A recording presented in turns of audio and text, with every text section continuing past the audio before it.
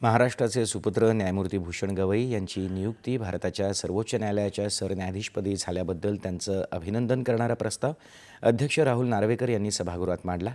या नियुक्तीबद्दल राज्याला अभिमान वाटतो असं अध्यक्ष यावेळी म्हणाले। सभागृहानं एकमतानं हा प्रस्ताव मंजूर केला।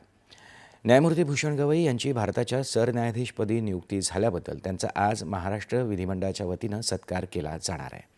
विधानभवनाच्या मध्यवर्ती सभागृहात दुपारी 2 वाजता हा कार्यक्रम आयोजित करण्यात आला आहे। या सत्कार सोहळ्याला विधान परिषद सभापती राम शिंदे, विधानसभा राहुल नार्वेकर, विधान परिषद उपसभापती डॉक्टर नीलम गोरे, विधानसभेचे उपाध्यक्ष अण्णा बनसोडे, मुख्यमंत्री देवेंद्र फडणवीस, उपमुख्यमंत्री एकनाथ शिंदे आणि उपमुख्यमंत्री अजित पवार आणि विधान परिषदेचे विरोधी पक्षनेते अंबादास दानवे उपस्थित असतील।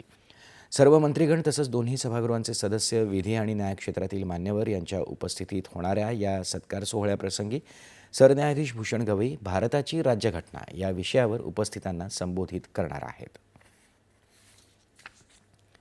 विधान परिषदेच्या विरोधी पक्षनेत्याचं रिक्त पद तातडीनं भरण्याबाबत विधानसभा अध्यक्षांनी तातडीनं निर्णय घ्यावा अशी मागणी करत विरोधकांनी घोषणा देत